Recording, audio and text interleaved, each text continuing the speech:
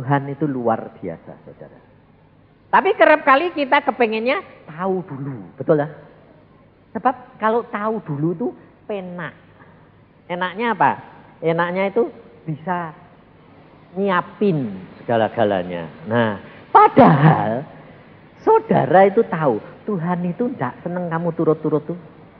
Kalau dikasih tahu ternyata kamu mikir. Mestinya gini, mestinya gini, mestinya gini, mestinya gini. Loh. Saudara, kamu tahu kemarin lah pertunjukannya semua begitu dalam waktu sebulan. Tidak ada sutradaranya. Tidak ada, saudara. Saudara jangan kira itu direncanakan. Tuhan mau, Tuhan berfirman, aku mau kamu ngadakan ini untuk pembukaan. Terus sutradaranya ada, tukang mikirnya ada. Tidak ada. Tukang sembayangnya ada. Nah ini. Lalu Tuhan ngomong, gini, gini, gini. Dia cuma ngomong, gini, gini, gini. Nah, caranya bagaimana? Ya sudah dilakukan, gini, gini, gini. Bagaimana? Ya saya tahu. Ya gini, gini, gini. Nyatanya jadi toh. Itu Tuhan, saudara. Tapi kalau waktunya itu panjang, gitu. Kira-kira yang pinter-pinter itu andil pikiran enggak? Hah? Apalagi yang pinter drama, pinter ngelamun. Ya dah? Ya andil. Bakal jadi pada? Jadi. Dia sudah bingung. Anak-anak kecil yang suruh main anak-anak kecil. Nah, anak-anak itu kata-kata pujiannya itu diberi Tuhan. Lagunya belum. Sayang, semuanya tepat pada waktunya jadi. Saudara mau ngalami kayak gitu? Mau? Mau? Caranya tadi pagi sudah dikasih tahu lah. Minta Tuhan. Nah, kenapa? Sudah minta, mau, sudah mau toh. Mintanya sudah toh. Tapi kok tidak kejadian, kenapa? Salahnya siapa coba? Kamu mesti bilang, kan Tuhan kuasa. Kalau Tuhan mau bisa enggak? Gampang enggak? Lah buat apa kamu di sini? Tuhan mau ya gampang kok. Tinggal ngomong, bertobat, gue bertobat enggak? Jalani gini. Mau jalani enggak? Mau jalani? Enggak, ternyata. Sebabnya apa saudara? Kalau Tuhan ngomong itu enggak masuk akal. Tapi saudara kepengennya kalau Tuhan ngomong yang masuk akal. Nggak jadi saudara. Makanya saya tuh selalu ngajar gini. Sudahlah, rileks. Santai aja. Kenapa? Nggak bakal ngerti ndak kamu. Sebabnya apa? Saya mengenal Tuhan sendiri berpuluh-puluh tahun. Dari umur 12 sampai sekarang umur 64. Mau 64 ini kurang 2 bulan. Jadi 50 berapa? 52 tahun. Kenal pribadi. Ngomong dewek. Tapi aku ya ngerti itu. Sebabnya apa? Kenali Tuhan itu baru setitik dibandingkan dengan keberadaan dia. Makanya kalau orang tanya gini, Pak, bagaimana sih Pak? Kok kamu kok bisa akrab sama Tuhan? Gak ngerti itu. Jalannya gak ngerti. Metodenya gak ada. Nah terus, saya gak tahu. Itu kasih karunia, itu anugerah. Tapi bisa begitu bagaimana? Yang penting itu apa? Nurut. Udah, makanya aku bilang, orang yang susah masuk surga itu loh. Yang gak ngalami semua itu adalah ada orang kaya dan orang pintar. Baca Alkitab. Yang tidak bisa percaya Yesus, yang tidak mengalami segala sesuatu, orang ahli Taurat, orang Farisi, orang kepala imam, orang pintar-pintar. Paulus, yang dulunya Saulus, tidak bisa percaya. Tetapi bagaimana dia bisa percaya? Dipepet, diperes sampai Tuhan, sampai gepeng. Nah, sudah tidak bisa jalan, ya toh, matanya buta, baru percaya. Logikanya kenapa? Logikanya gimana? Jadi kalau saudara itu sekarang dipencet-pencet malah baik enggak? Baik enggak? Nah iya, nyatanya yang jawab baik itu enggak seberapa. Kenapa? Takut. Kenapa takut? Karena kurang saya. Loh, kamu percaya enggak kalau Tuhanmu itu maha kuasa? Wah, amin lah. Kamu percaya enggak kalau Tuhanmu itu pengasih dan penyayang? Amin. Ya dah. Tapi kenapa kamu kurang percaya? Karena kepinteran. Makanya dari itu saudara, cobalah belajar. Kalau Agung tadi memberi jalannya, saya bilang apa? Ini loh. Pikiranmu itu loh, cara berpikirmu itu loh dirubah. Sebab selama saudara tidak mengubah cara berpikir, saudara tidak akan bisa ketemu Tuhan. Tahu jalannya, loh, ditunjuki, ya ini jalannya, ini. Ada ini loh jalannya. Loh, saya sendiri ngalami soalnya. Jalan ini, ya jalan. Loh, kok gini? Loh, aku maunya ke sana. Lah ini kok suruh ke sana itu? Ya Pak Tuhan. Ini di utara, ini di selatan. Kok ayo ke utara. Loh, itu piye Pak Tuhan? Ini tujuannya sana. Tuhan bilang, nurut. Ya logika dong. Kalau sana ya ke sana gitu. Maunya gitu dah. Nah, padahal saudara itu udah tidak tahu. Kalau saudara ke sana, tidak sampai. Kenapa? Ada jurang nih. Yang saudara tidak tahu apa yang akan terjadi. Saudara disuruh sana muter loh, muter tapi sampai daripada straight lurus tapi tidak sampai. Enak muter apa enak terus? Mau muter-muter? Nah ini saudara, maka dari itu 2 juta orang, 600.000 orang laki-laki top, kepala-kepala keluarga itu atau umur 20 ke atas, cuma 2 gelintir, Yusa sama Kaleb. Makanya untung namaku Yusa. Sebab saya tidak milih nama Yusa, itu bukan pilihan saya loh saudara. Bukan saya, sebab saya pakai nama itu Cipto Purnomo. Lalu Tuhan bilang, namamu Yusa.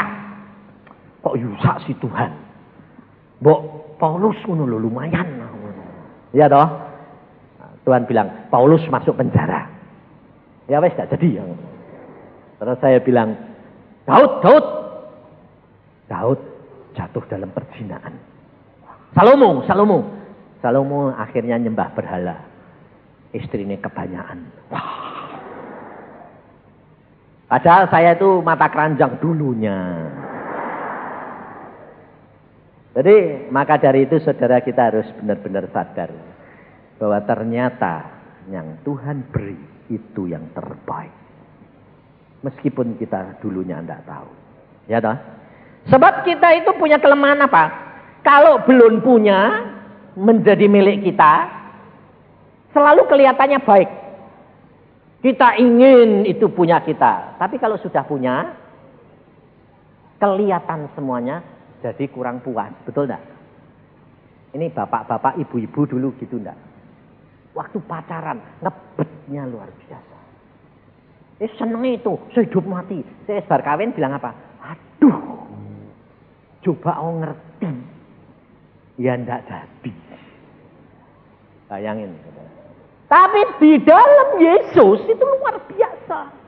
Makanya saya bilang nurut ajalah. Sep nurut. Saya ini sudah tua sekarang. Makanya kalau sama anak-anak saya bilang, kamu lihat hidup papa nurut. Lah, enggak masuk akal. Nurut. Ben, enggak masuk akal. Kecemplung ya ben tek nurut. Pasti kecemplung nanti ditarik lagi mbak Tuhan. Loh, wong Tuhan itu caranya aneh. Aku ngalami sendiri saudara. Saya dibawa Tuhan ke atas gunung yang tinggi. Lalu di sana gunung lagi tinggi. Ini jurang yang dalam. Sudah di puncak gunung ini. Tuhan ngomong gini, kamu dalam waktu 3 hari. 3 hari harus sampai ke puncak gunung sana. Aku bilang, ya tidak mungkin toh. Naik lagi. Mbok seminggu enggak sampai. Saya bilang, 3 bulan. Aku bilang gitu. Enggak bisa, waktunya cuma 3 hari. Tidak sampai, ya enggak jadi. Nah kok modelnya gitu sih Tuhan? Nah ya memang mau begitu. Coba, logikanya di mana? Makanya kalau saya dengar Agung ditemui Tuhan Yesus, berkilauan, bersinar-sinar. Lalu dia bilang, jangan tambah lama, tambah hebat. Kalau hebat mati aku. Ya, aku udah ditemui Tuhan itu enggak silau. Ya biasa gini tuh. Malah dirangkul, dilus-elus.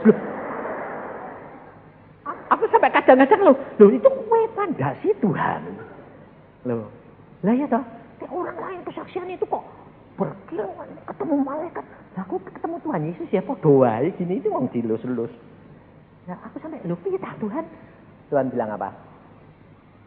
Aku menemui kamu karena aku merendahkan hati. Kamu tak tarik ke tempat aku. Tidak mungkin. Tapi karena kamu itu terlalu kotor, jadi malah aku memakai kuasa dan kemuliaanku. Mati. Jadi aku yang pakai kerudung supaya jangan sampai kemuliaanku kelihatan seperti kamu. Loh, saudara. Dia merendahkan diri untuk kita. Maka dari itu saudara mungkin kalau di hadapan Tuhan saudara berkata, aku anak, aku putra, aku mempelai, aku hamba. Saya katakan, saya di hadapan Tuhan seekor anjing.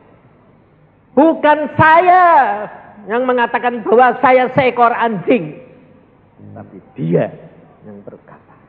Tuhan berkata kepada saya, kamu tidak lebih daripada seekor anjing di hadapanku. Jadi saudara tahu, kalau saudara berkata, aku menilai saya bergaul akrab dengan Tuhan. Tuhan mengatakan, kamu tidak lebih dari seekor anjing. Dan bahkan kerap kali saya diberi penglihatan, saudara. Penglihatannya apa? Dia duduk di tahta bergemerlapan kayak gitu. Lalu dia berkata pada Yusa, oh apa Tuhan? Kamu lihat di kakiku ada apa?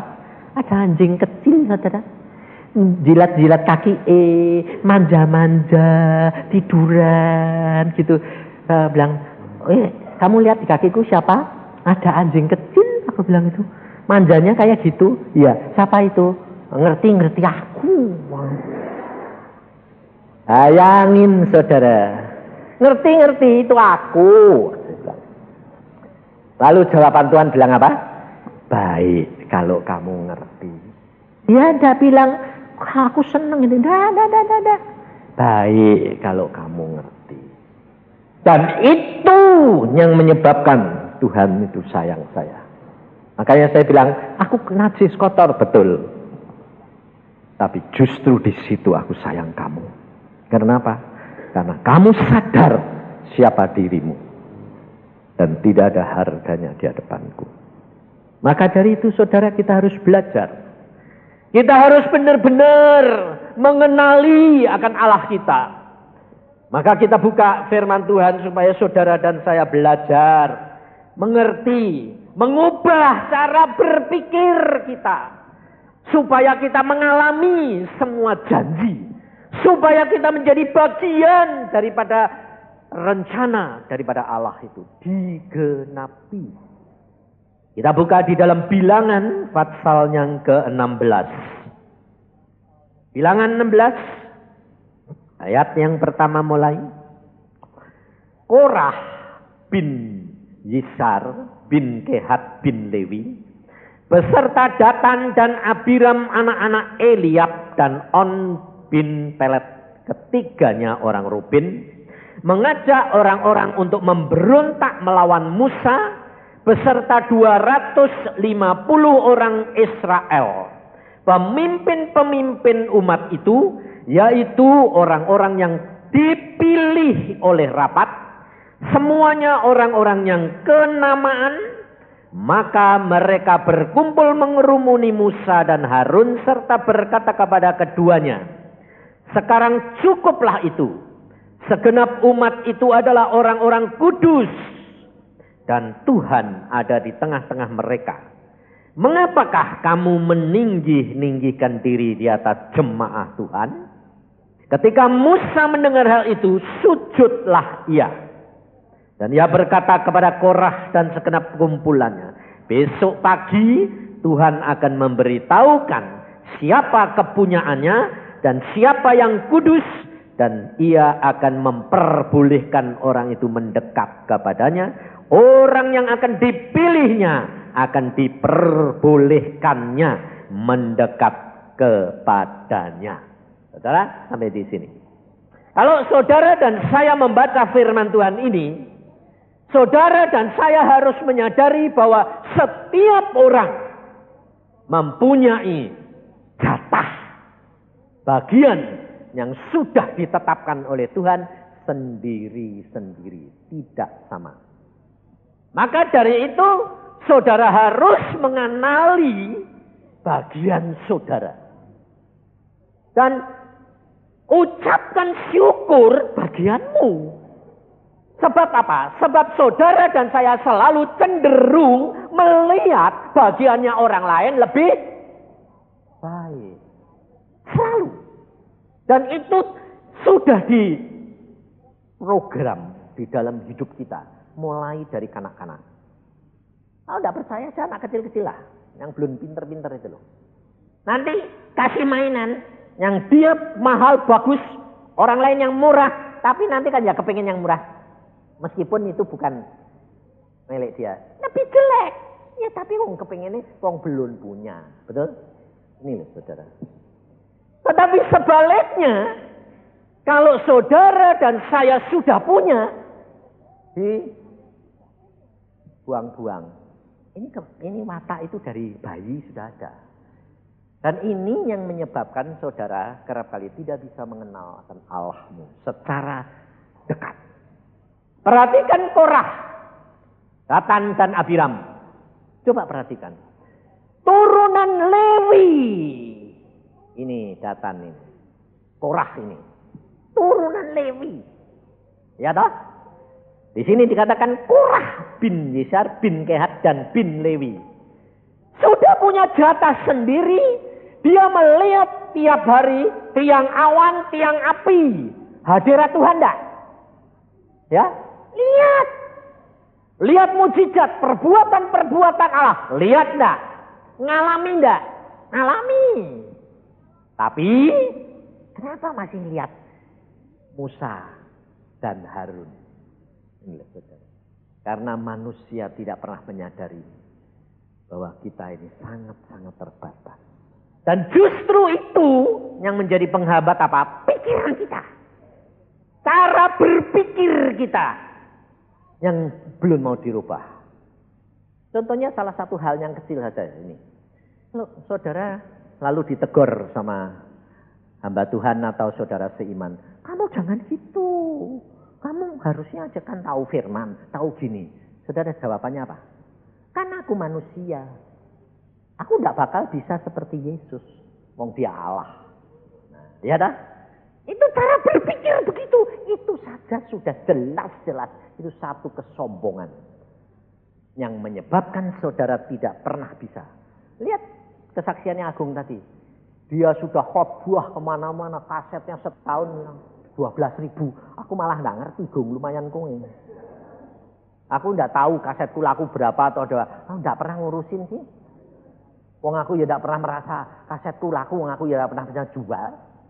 Jadi aku tidak pernah pusing. Ameh dijual ya ben, dipek ya ben, dibuang ya ben. Sudah urusan. Kenapa? Saudara, dia merasa kosong. Ada sesuatu yang tidak ada di tempat dia. Sebetulnya apa? Coba. Cara berpikir itu kecil, kelihatannya kecil, saudara. Makanya saya berkata apa? Kalau kamu mau mengenal Tuhanmu, kamu harus percaya bahwa Tuhanmu sanggup melakukan segala perkara. Dia punya cara yang terbaik untuk engkau dan engkau harus berkata kepada dia, Tuhan, aku tahu kalau engkau suruh pilih-pilih, suruh gini-gini, susah. Sebab kelemahan saya itu luar biasa banyaknya. Maka dari itu engkau yang tetapkan, pilihkan aku jalan yang terbaik. Meskipun itu sakit. Kalau hal itu harus melalui sakit, ya bentoh. Betul enggak? Tapi saudara kerap kali mau enggak? Enggak mau dah. Maunya yang enak. Itu Kalau saudara maunya enak saja, itu ngatur Tuhan enggak? Ngatur Tuhan, itu kurang ajar enggak? Maka dari itu saudara, kita kerap kali tidak nyadari. Saudara dan saya mengenal firman. Saudara dan saya melihat kuasa Allah. Saudara dan saya mendengar, melihat contoh, bukti ini. Gedung ini juga. Saudara tahu? Saudara tidak sampai. Kenapa? Karena saudara tidak mau belajar dari mulai berpikir. Untuk apa? Menyenangkan hatinya Tuhan. Ini hal yang sepele sajalah. Ini tadi keluar makan enggak? Ambil snack enggak? Sampai mau buang sembarangan enggak? Orang-orang enggak tahu. Glesek-glesek. Perkara kecil saudara. Tuhan berkata apa? Kalau kamu tidak setia dalam perkara kecil, kamu tidak akan diberi tanggung jawab yang besar. Kalau saudara tidak disiplin, Tuhan tidak mau. Saudara tahu? Tuhan itu disiplinnya luar biasa. Makanya saya senang persekutuan ini. Kenapa? Tepat waktu. Di Bandung rumah saya tepat. Ada orang, tidak ada orang. Mulai. Kita menurut Tuhan, bukan nyenengi manusia. Masa bodoh. Masuk surga rak gandeng-gandengan. Kalau di persekutuan, saya kadang-kadang ekstrim saudara. Ekstrim. Kalau Tuhan berkata minggu depan, 5:30. Semua yang terlambat, tutup pintu. Suruh nunggu di luar. Tidak boleh masuk. Sampai pujian selesai, penyembahan, baru pintu buka. Mau kabur ya, ben orang gereja kok. Ya mau, ya. Malah kayak digitu, kayak itu malah tepat waktu. 5:30 kebak, penuh. Tidak digitu ya. Orang belum selesai. Belum mulai kok. Ini loh saudara. Saya kenapa begitu? Karena saya ketemu sendiri sama Tuhan. Waktu 3 bulan saya doa puasa diajari Tuhan. Setiap jam 7 pagi. Tuhan bilang, kamu duduk di sini, aku ngajar. Sambil jalan-jalan dia. Nah, kadang-kadang kan tidak kelihatan. Kerap kali tidak kelihatan saudara. Tuhan hadir tapi tidak kelihatan. Nah, ini aku jam 7 kurang 5 menit. Masih gini ya. Ya kurang 5 menit toh. Ya toh janjinya jam 7 ya jam 7. Ini jam 7 belum nurunin kaki langsung Tuhan di depan saya. Kamu berhadapan sama siapa? Angkat kaki segala. Loh. Aku bilang, lah aku udah lihat toh. Lah kan engkau hadir tidak lihat. Lah coba kamu engkau datang dari langit kelihatan ya gitu ya toh. Lalu Tuhan bilang, itu namanya ndak iman. Itu matamu jasmani. Aku tidak pernah terlambat, aku tidak pernah tergesa-gesa. Kalau aku janji jam 7, aku ada di tempat Tuhanmu. Itu disiplin. Tepat waktu. Ya udah. Dan sejak itu saudara, saya kalau di gereja tidak berani kayak kamu nyingkrang. Kayak Agung gini nyingkrang.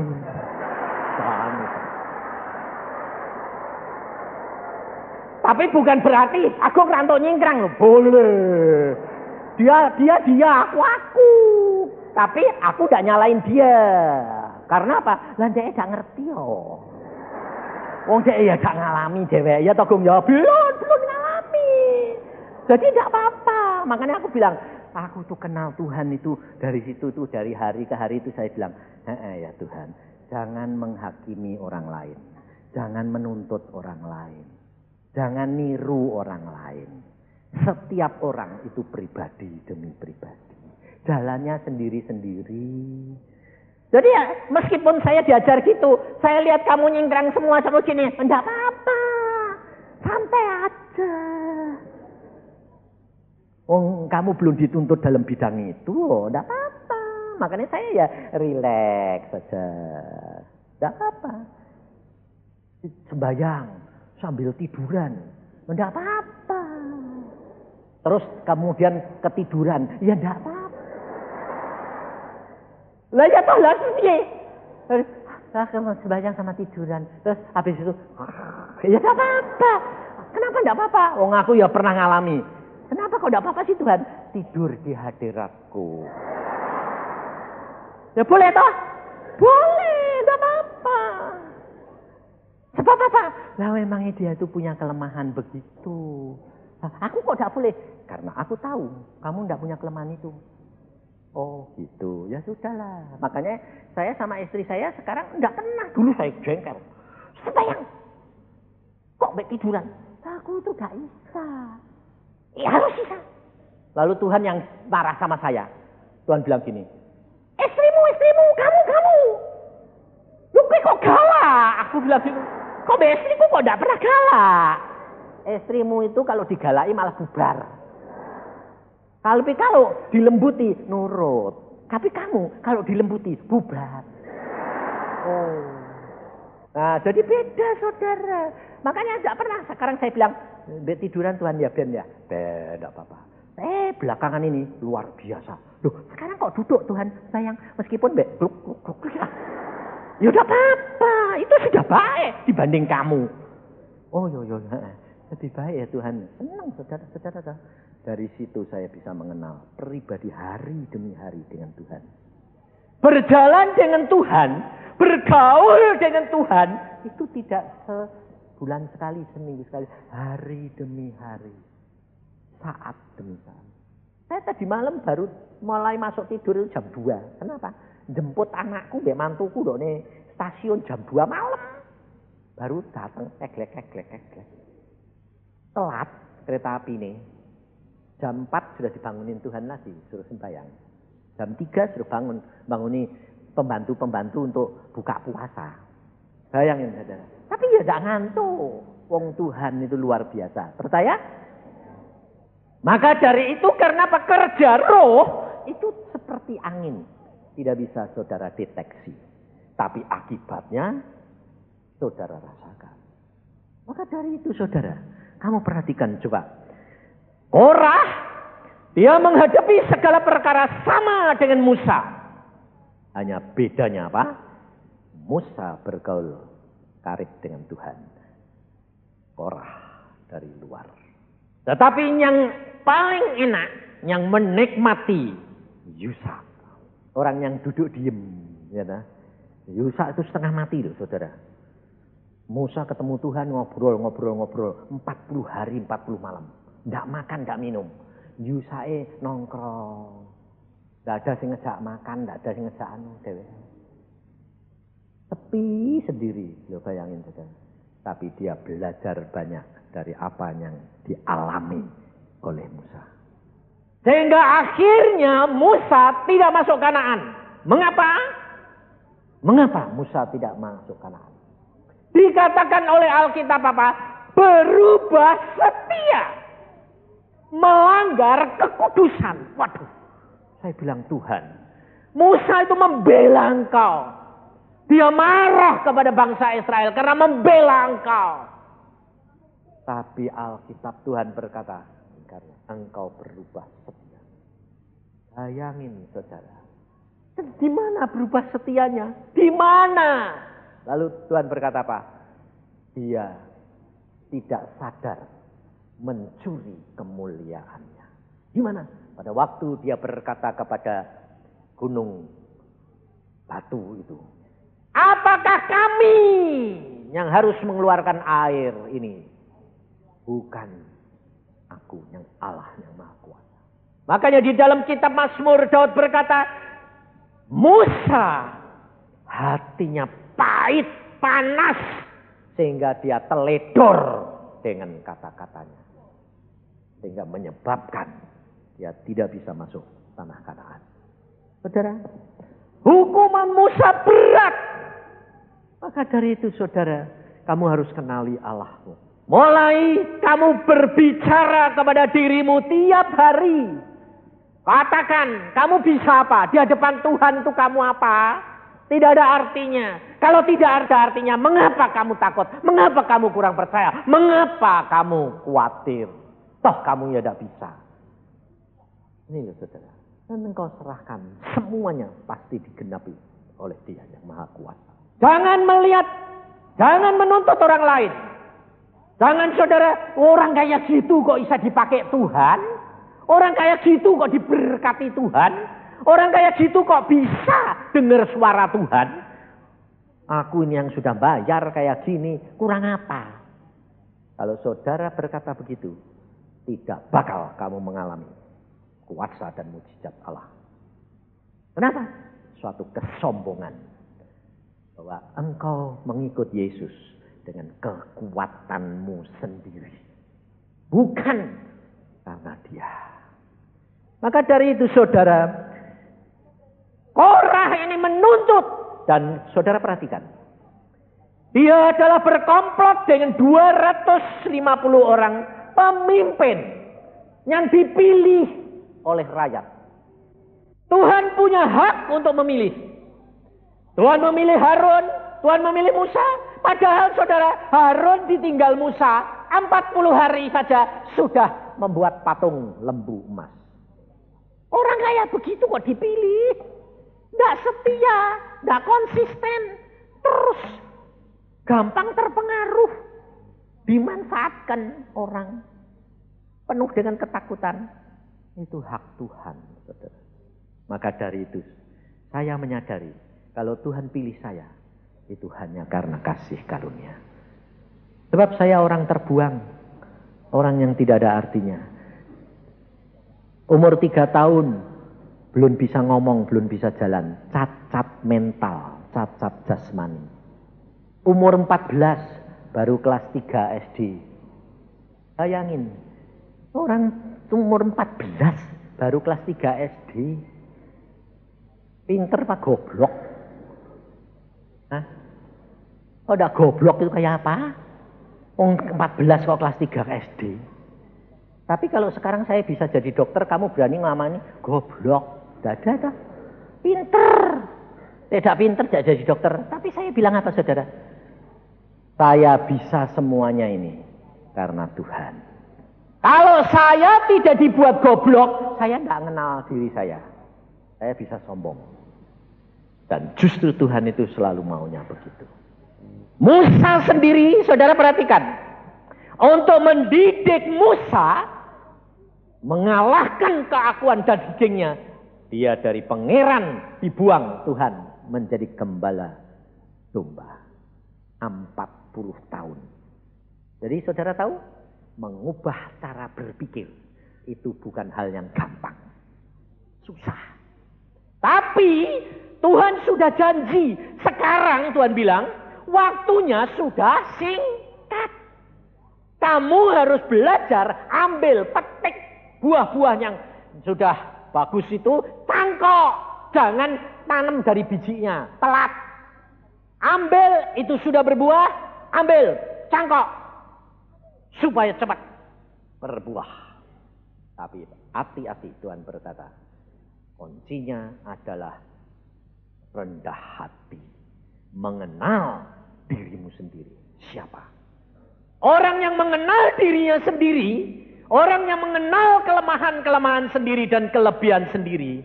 Dan dia menyadari bahwa itu semuanya adalah anugerah. Itu rendah hati, bukan rendah diri.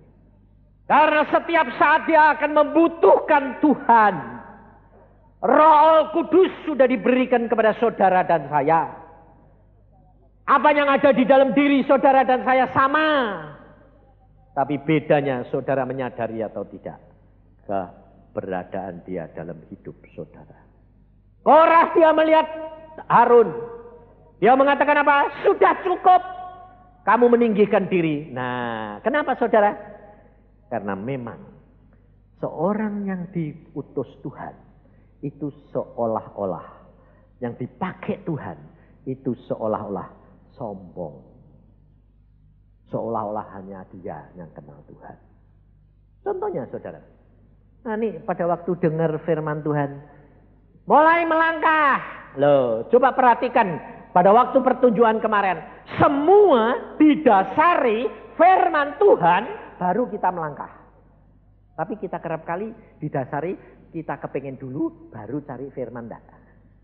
Saudara, kebalik. Pikiran kita. Sebab cara Tuhan bukan cara kita, saudara. Contohnya coba, saudara lihat kayak begini, desain gini. Saya lihat, bagus ya? Ini semua bagus ya? Yang desain saya tanya. Karena adik saya sendiri, saya bilang, kamu desain ini Tuhan itu luar biasa. Dia bilang, aku tidak mungkin desain kayak gini itu tidak mungkin. Kenapa? Ya tinggal sembahyang Tuhan taruh pluk pluk pluk pluk pluk pluk, pluk gitu masuk kabeh. Terus jadi, saudara, Tuhan itu merencanakan jauh sebelumnya semuanya.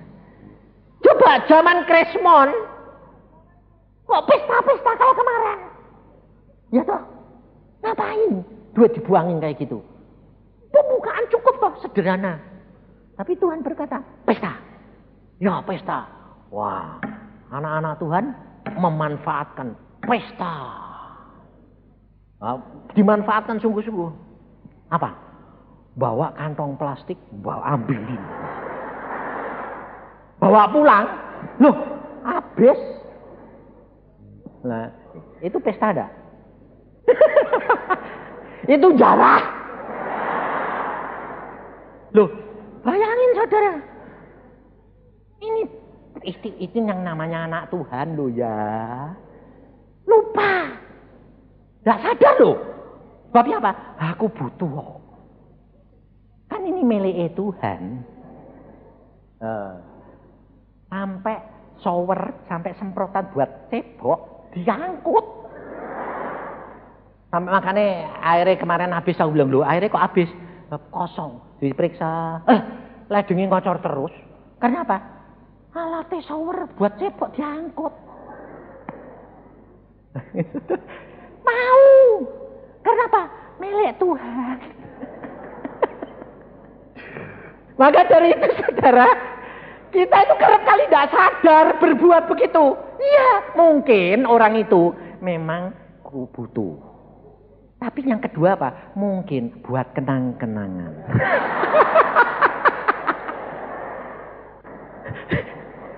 Aduh, luar biasa. Oke, saya dengar gitu ya, di ruang doa saya mesem. Udahlah, biasa. Maka dari itu saudara itu jadi anak Tuhan, bertanggung jawab sendiri-sendiri. Nani bilang gini, kok berani-beraninya ya, itu milik Tuhan loh. Loh aku bilang, justru milik Tuhan. Karena dia merasa salah satu anaknya turut ngantong. Ini loh saudara. Maka dari itu saudara kita harus benar-benar belajar. Mengapa? Ya toh, mengapa sampai Korah itu berani melawan Musa?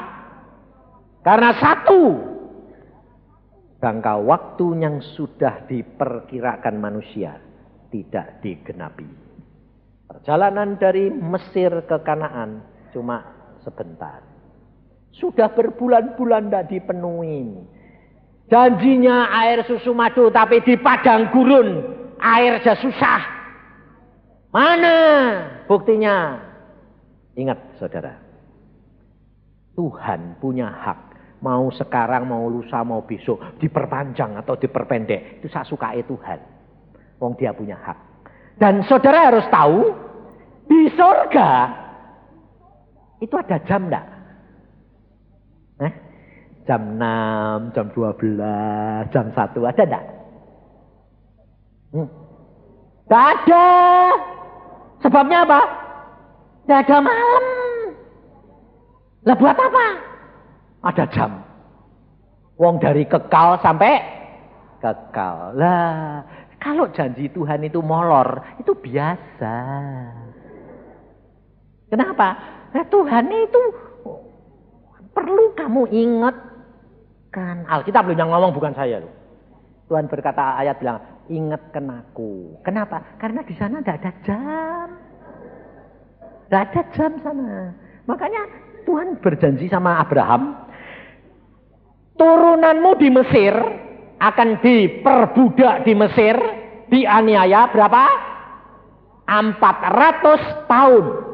Tapi kejadiannya berapa? 430 tahun. Tuhan aku bilang molor kok 30 tahun. Kan lumayan sih Tuhan. Lumayan buat kamu, buat aku itu apa? Belum ada sehari. Loh kenapa? Nah, hariku itu 1000 hari lebih, 1000 tahun lebih kok.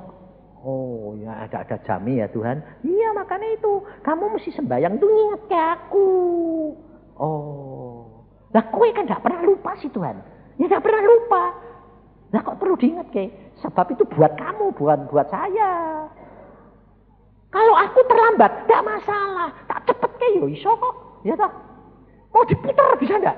Bisa. Tapi buat kamu Tuhan. Oh, perlu nih sembahyang itu buat apa?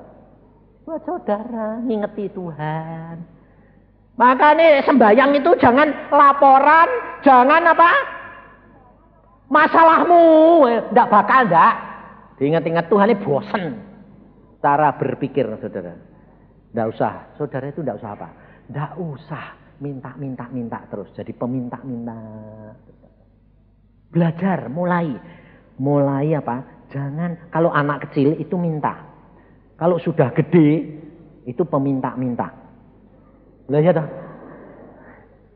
Loh, gede itu minta, itu peminta-minta, betul lah?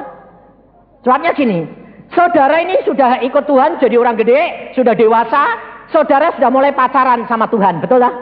Wong nanti jadi kemanten, ini pacaran toh? Nah, sekarang kalau ada orang dua, suami ini calon laki perempuan ini pacaran. Kira-kira kalau pacarnya, aku beli ini dong, minta ini dong, bosen enggak sing lanang? Takut enggak? Takut toh? Tapi kalau yang perempuan tuh pinter, dia gini, ini calon suamiku ini kan sayang aku, penuh kasih sayang, panjang sabar. Sudah, percaya. Tapi kalau lihat barang cuma ngomong gini, bagus ya. Tahu enggak calonnya? Hah? Tahu? Kalau tahu dibilang apa? Belilah. Nanti tak kasih, betul kan? Nah, kamu ini sama Tuhan sementara ini sudah masuk ke dalam menghimbau atau masih minta-minta? Masih minta-minta dah? Nah, pengemis kok. Saya enggak. Saya sekarang enggak pernah minta. Ucap syukur semua. Saya malah gini, Tuhan gue itu baik. Apalagi aku tahu bahwa aku anjingi. Kan repot. Dia bilang, minta. Wah, dipencet tenan aku. Ya aku bilang, ya wes manja-manja lah. Nanti barusan dia bilang, ngerti aku gue kepengen. Makanya itu sudah. Makanya pada waktu ada mobil pameran bagus, mobil saya masih bagus loh ya. Masih bagus. Saya tidak berani minta, mobilku masih bagus kok. Tapi ini lebih bagus. Aku bilang gini, Tuhan ini loh bagus. Ini bagus Tuhan. Larinya bes, pencetannya bes, dudukannya waduh bagus Tuhan. Ya wes, aku udah bilang, aku kepengen dah. Aku tahu, aku bilang gitu pasti tidak boleh. Soalnya apa saudara? Saya ngalami banyak. Saya pas tidak punya loh ini. Ada orang ngasih berkat. Saya bilang, aduh puji Tuhan. Hati ini kan bilang, wah terima kasih Tuhan. Terus Tuhan bilang apa? Apa? Terima kasih wong mbok kasih buat aku udah ngasih kamu. Cuma kamu tak pakai buat saluran. Aku udah mau kasih dah. Itu bukan buat kamu, buat orang lain. Berapa? Semua kasih ke. Ya wis lah, tak kasih ke. Baru besoknya dikasih lagi, double 2 kali. Saya bilang, terima kasih Tuhan. Jadi kemarin 1 ini 2 kali. Lumayan toh ya. Tuhan bilang, apa? Wah ngerti aku. Bilang, apa gitu? Wah. Kenapa Tuhan? Bukan buat kamu. Loh kenapa sih Tuhan? Sebab hatimu sudah mulai kepingin. Aku tidak mau. Oh, tidak boleh Tuhan. Tak. Nanti kalau aku kasih baru kamu boleh. Kalau aku belum kasih, tidak boleh. Nah coba anjing itu, kok terus gebuk malah. Ya tak betul tak? Tapi kalau anjingnya diem sampai matanya gini, dikasih tidak? Kasih, sayang. Makanya waktu saya bilang gitu, saya keluar dari pameran. Dia ngomong, nanti tak kasih. Aku bilang, amin. Tapi perhatikan, kalau sudah bilang dikasih amin, lalu pikiranmu melekat terus. Dapat datang. Itu Tuhan. Kalau saudara melekat kepada berkat yang dijanji, datang saudara. Kenapa? Ya Tuhan mau nih gitu. Ya sudah, terima kasih Tuhan. Sudah, lupakan. Nanti toh datang dewek. Setiap kali, terima kasih Tuhan, engkau tuh baik. Tak, aku cuma nginget ke. Kowe janji toh, ya tuh aku mak nginget ke toh. Aku tidak minta sekarang kok, cuma nginget ke. Ya dah, Tuhannya bingung dewek. Oh setiap kali, terima kasih. Bingung dah deh. Ini kok terima kasih terus, data kasih-kasih kan. Ya dah. Ngerti saudara? Jadi Tuhan itu kerap kali itu mau saudara. Saudara itu akrab dengan dia. Manja dengan dia. Itu baik. Sebab Tuhan itu sayang sama saudara dan saya. Tapi tinggalkan cara memandang orang lain. Memilih orang lain. Waktunya kapan? Itu haknya Tuhan. Dan caranya saudara harus bicara sama jiwamu, dirimu sendiri. Setiap kali itu udah bisa saudara ngomong sekali terus selesai. Udah bisa. Saudara harus ngomong. Mengapa kamu khawatir? Mengapa kamu terikat? Mengapa kamu gini? Buat apa? Kalau Tuhan ini tidak sayang, dicabut hilang. Buat apa? Sudahlah. Balikin semua milik Tuhan. Semua anugerah. Kalau Tuhan mau beri ya bisa. Kalau tidak ya sudah. Ucap syukur. Ngomong saudara. Itu cara satu-satunya saudara bisa mengubah cara berpikir saudara. Dan kalau saudara sudah berubah, maka Tuhan yang akan berkarya di dalam hidupmu dan Dia yang akan melakukan segala perkara dalam hidup saudara. Ingat, tahun depan Tuhan bilang, tahun depan penuaian besar-besaran dan terakhir. Perhatikan.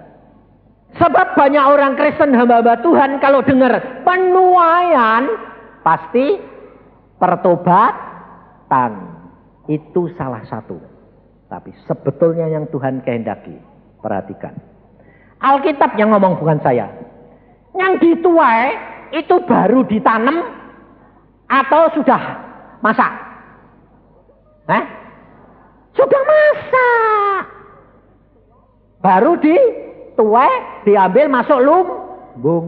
Betul? Jadi tahun depan banyak orang Kristen yang dituai enggak? Banyak orang dituai enggak? Nah kalau orang Kristen sudah masak, dituai, dimasuk lumbung, lumbungnya mana? Surga. Jadi bakal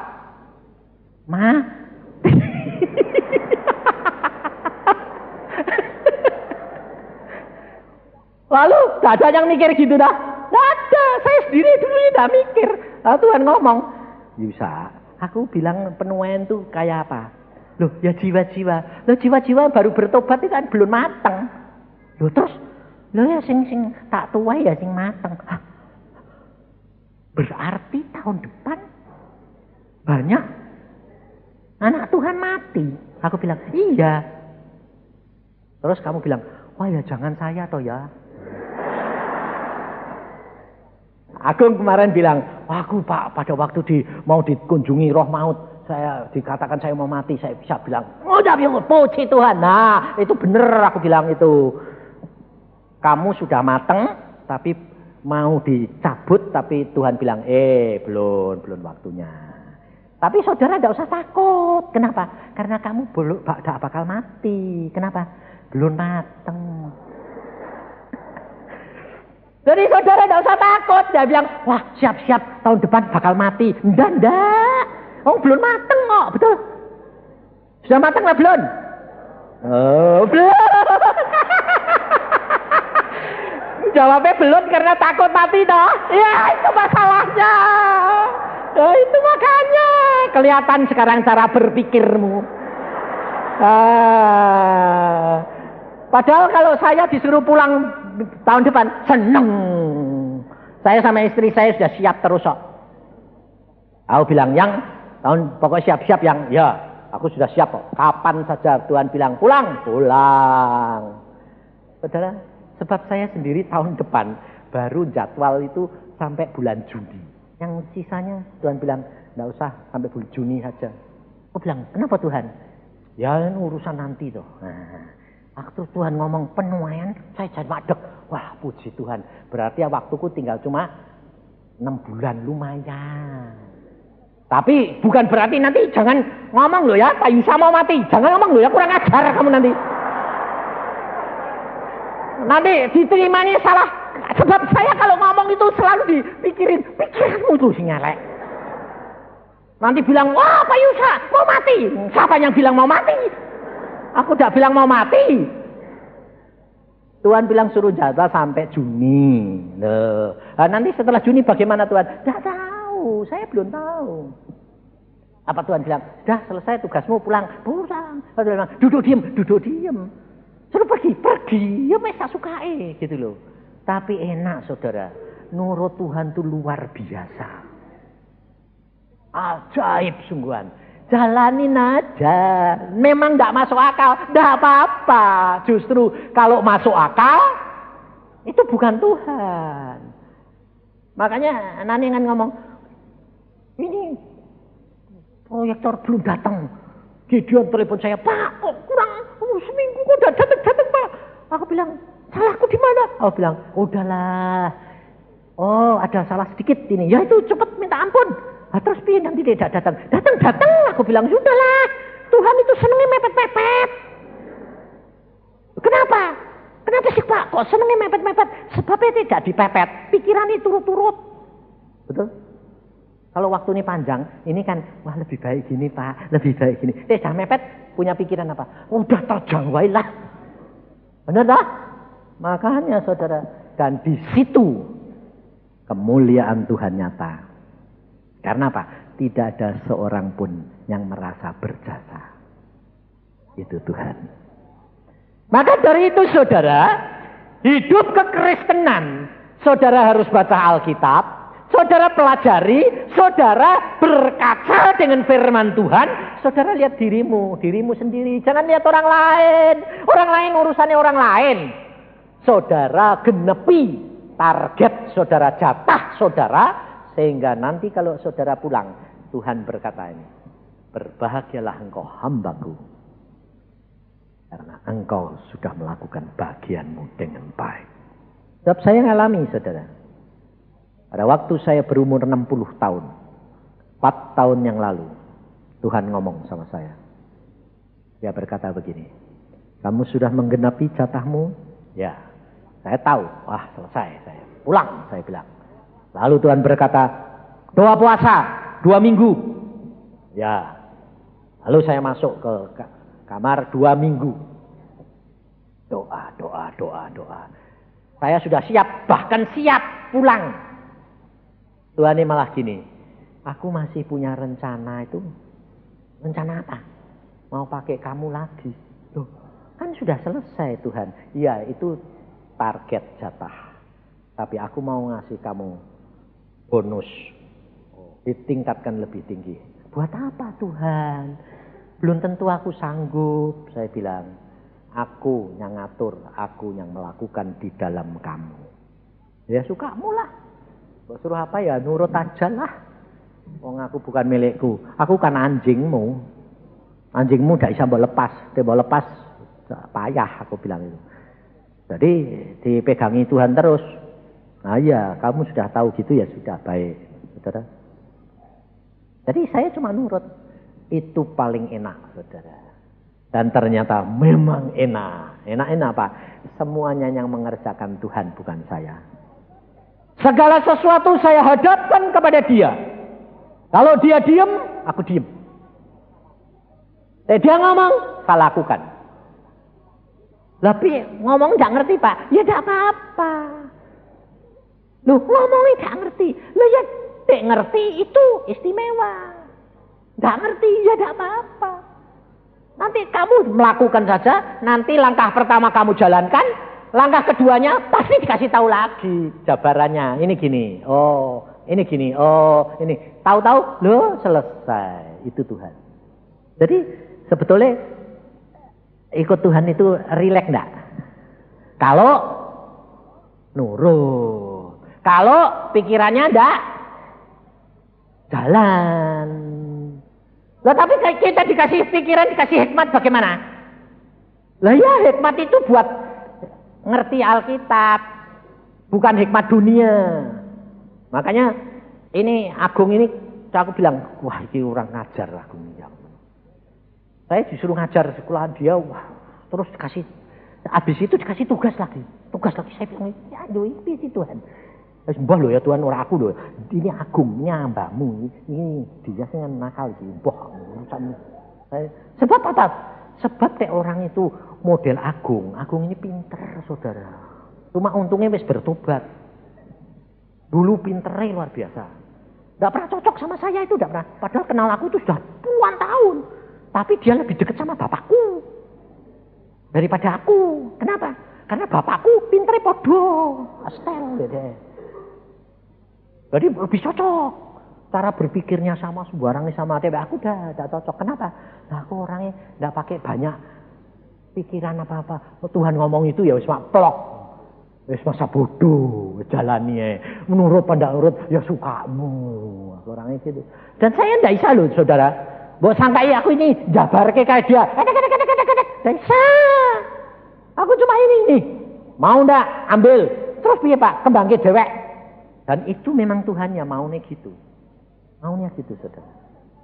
Saudara dan saya nyangkok. Tapi kalau engkau tidak punya akar yang kokoh, hati-hati. Ini kejadian nyata. Di Surabaya, Pak Samudi ini ada di tempat ini. Dia ini punya pohon mangga. Tidak pernah berbuah pada waktu itu. Lalu saya keluar, loh ini mangga ini kok tidak buah-buah sih? Saya bilang gitu. Terus dia bilang gini, ya ini puluhan tahun tidak mau buah. Lalu Tuhan ngomong sama saya gini, oh kamu praktek. Saya bilang sama istrinya, kamu praktek apa? Rangkul pohonmu mangga itu loh, rangkulen. Tidak apa-apa, aku bilang gitu. Tidak ngerangkul orang laki kok, pohon no. Tidak apa-apa, suamimu tidak cemburu, tidak. Tapi dia pikirnya kan, iki wong edan loh. Hati pohonnya tak akan ngerangkul, terus piye? Ngomongi pohon-pohon gitu. Ngomong dia nurut saudara. Tak lihati dari pinggirnya. Rangkul. Piye? Ngomongi pohon-pohon, kamu harus berbuah. Buah lebat supaya jadi berkat. Nanti kalau ini berbuah lebat, aku bagikan hamba-hamba Tuhan, anak-anak Tuhan jadi berkat. Kamu berbuah lebat ya, ayo ngomong. Diomongin. Saudara tahu? 4 bulan kemudian bunganya penuh, berbuah lebat. Sekali berbuah 250 buah. Dia bilang senangnya luar biasa. Tambah lama tambah gede. Lalu aku datang lagi, loh pohonnya mana? Roboh.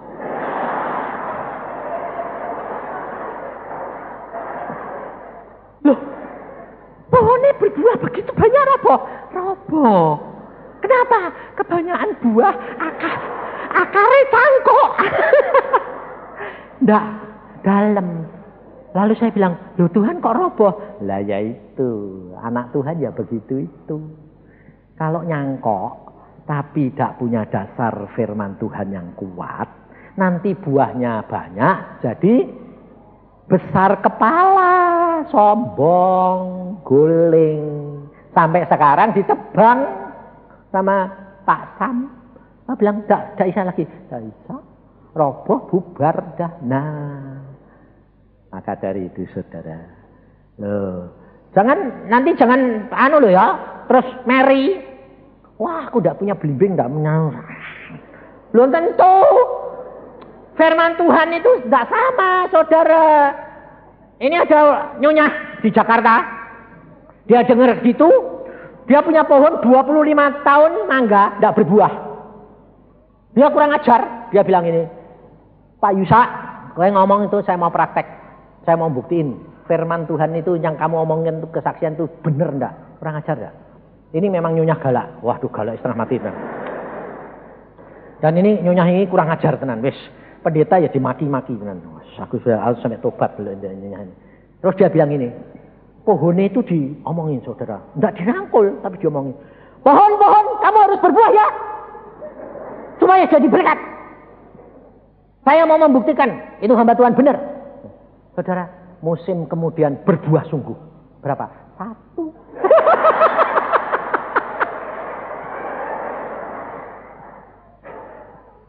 Terus dia ketemu saya bilang, betul Pak buah. tapi satu. Terus saya tanya, kenapa kok satu Tuhan? Lah wong dimarahi yo.